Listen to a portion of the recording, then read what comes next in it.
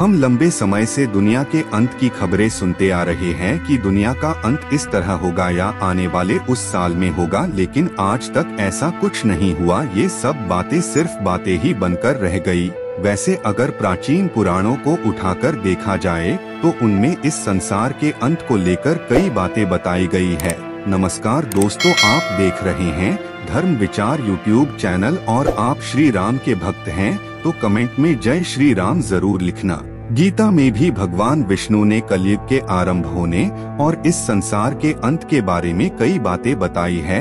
ऐसा बताया जाता है कि भगवान शिव ने विष्णु जी को इस संसार की जिम्मेदारी सौंपी थी और भगवान विष्णु ने ही गीता के कुछ भागों में कलयुग के आरंभ और अंत के बारे में बताया है। और इसके अनुसार इस संसार के अंत के पीछे एक महिला ही होगी जो अनेक धर्म ग्रंथों में लिखी है। ब्रह्मवैवर्त पुराण में कलयुग के बारे में बहुत कुछ बताया गया है। वही अभी कलयुग चल रहा है और द्वापर युग के समाप्ति के बाद कुल 5000 वर्ष बीते हैं। अधर्म फैलना शुरू हो गया है। ऐसे में अब इंसानों ने एक दूसरे पर भरोसा करना बंद कर दिया है। धर्म ग्रंथों के अनुसार कलयुग में ऐसा समय भी आएगा जब इंसान की उम्र बहुत कम रह जाएगी, युवावस्था समाप्त हो जाएगी। कलयुग के अंत समय को लेकर अनेक धर्म ग्रंथों में कई रोचक बातें लिखी हैं। भगवान नारायण ने स्वयं नारद को बताया है कि कलयुग में एक समय ऐसा आएगा जब सभी पुरुष स्त्रियों के अधीन होकर जीवन व्यतीत करेंगे। हर घर में पत्नी ही पति पर राज करेगी, पतियों को डांटपट सुनना पड़ेगी, पुरुषों की हालत नौकरों के समान हो जाएगी।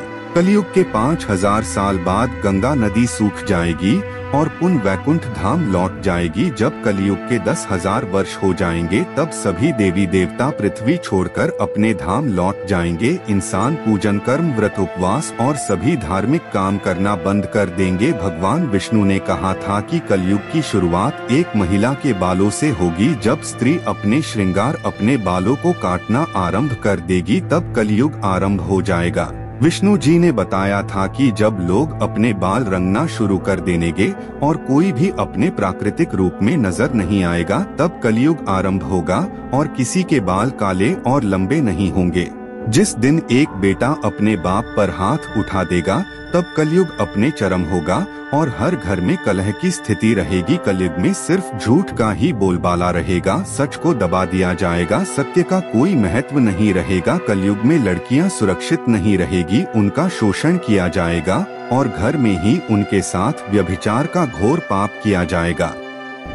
कलयुग में शादी सिर्फ एक समझौते के अलावा कुछ नहीं होगी। पति पत्नी एक दूसरे की इज्जत नहीं करेंगे और शादी के रिश्ते की पवित्रता भंग हो जाएगी। कलयुग में किसी प्रकार की कानून व्यवस्था नहीं होगी, लोग अपनी मनमानी करेंगे, किसी का भय नहीं रहेगा। विष्णु जी ने बताया था कि जब पृथ्वी लोक पर कलयुग में पाप हद से ज्यादा बढ़ चुका होगा तब ब्रह्मा विष्णु और महेश एक हो जाएंगे और मिलकर इस सृष्टि का नाश करेंगे। इसकी शुरुआत जल प्रलय से शुरू होकर वायु और अग्नि के साथ धरती के कलयुग का अंत हो जाएगा और पुनः सतयुग आरंभ होगा। कलयुग में समाज हिंसक हो जाएगा, जो लोग बलवान होंगे उनका ही राज चलेगा, मानवता नष्ट हो जाएगी, रिश्ते खत्म हो जाएंगे, एक भाई दूसरे भाई का ही शत्रु हो जाएगा। कलयुग में चोर और अपराधियों की संख्या इतनी अधिक बढ़ जाएगी कि आम इंसान ठीक से जीवन जी नहीं पाएगा। लोग एक दूसरे के प्रति हिंसक हो जाएंगे और सभी के मन में पाप प्रवेश कर जाएगा।